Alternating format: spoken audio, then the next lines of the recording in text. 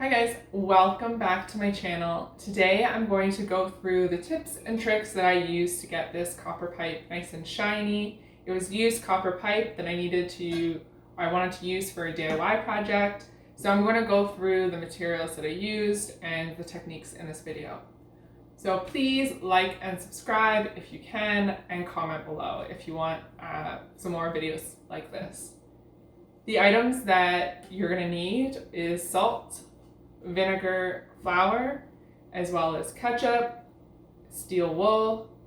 I use a cloth and gloves, a bucket and water, and then just to cut the pipe, I use measuring tape, a permanent marker, and a copper pipe cutter.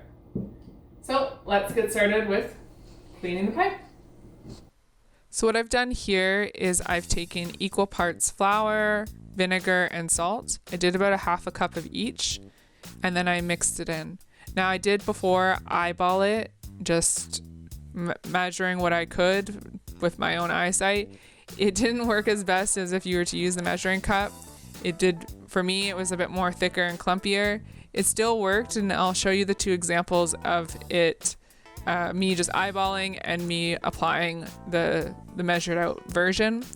Here you can see the pipes and what they look like. Definitely dull, oxidized, and not shiny at all. They don't even look like copper pipe, to be honest. And I'm just applying the mixture. You can see this is the spreadable version of the mixture. And then there's two pipes above where I attempted just eyeballing it, and it's a lot more clumpy and less spreadable. So after that, I decided it's probably best for me to cut it. So I took my copper cutter and my measuring tape to go and measure out the copper pipes, just because it was a lot to manage with those full length pipes. And I thought it'd be easier for me to clean. So I took the copper pipe cutter, lined it up with my marking, and then got it to where it was tight enough that I could spin it, but not too tight where you couldn't spin it at least one turn before tightening it further. I never used a copper pipe cutter before. It's relatively easy and simple to use, so it doesn't take too much strength to turn it. So after each full turn, I tightened it a bit more.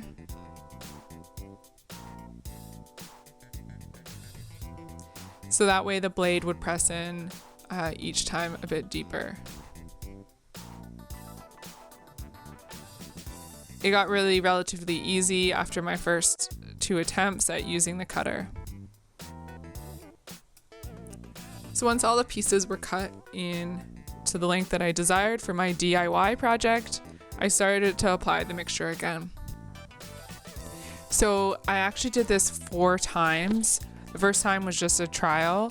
The other 3 times was to really get it off. So you can see this is about the second time that I'm doing this. From here, I didn't really scrub as hard, and I kind of wish you probably could have done this with less amount of times to have to actually apply the mixture if I'd scrubbed a bit more in the second and even the first time that I had done it. I more or less just wiped it off the first couple times, and then towards the end I was like, oh, I probably should really scrub this off, and it worked a lot better that way. So I did use the steel wool.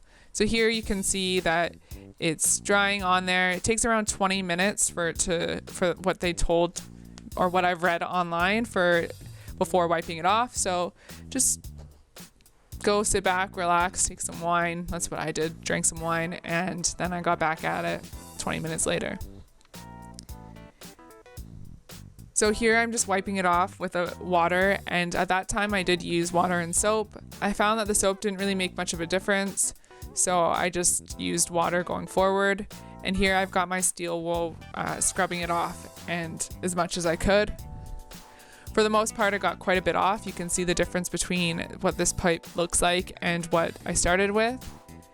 And then I just did the mixture 2 more times after that. So I did this to the rest of the pipes before doing it a few more times.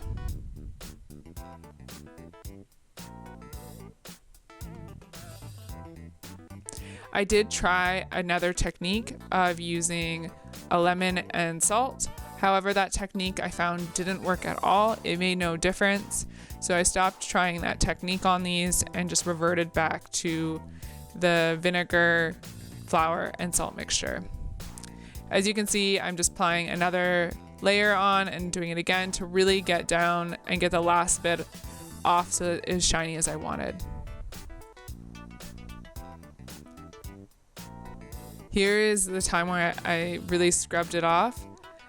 The one downside of cutting it was harder to scrub off towards the end bits. However, I'm going to be applying elbows and tees to that, so I wasn't too concerned about it not being the shiniest as the rest of the pipe.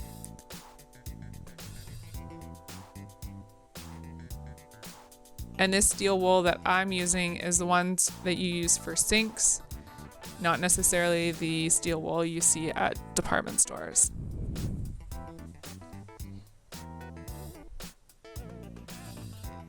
So once I got it to the shininess that I wanted, the one last step was polishing it. So I applied some ketchup to paper towel and then I applied it to the pipe. The acidity of the ketchup is what really polishes it off.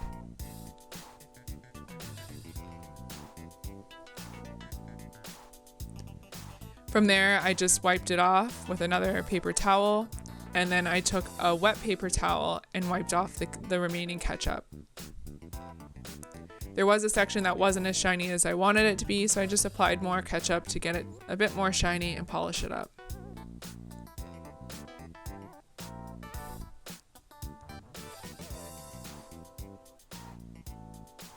Here you can see the end result.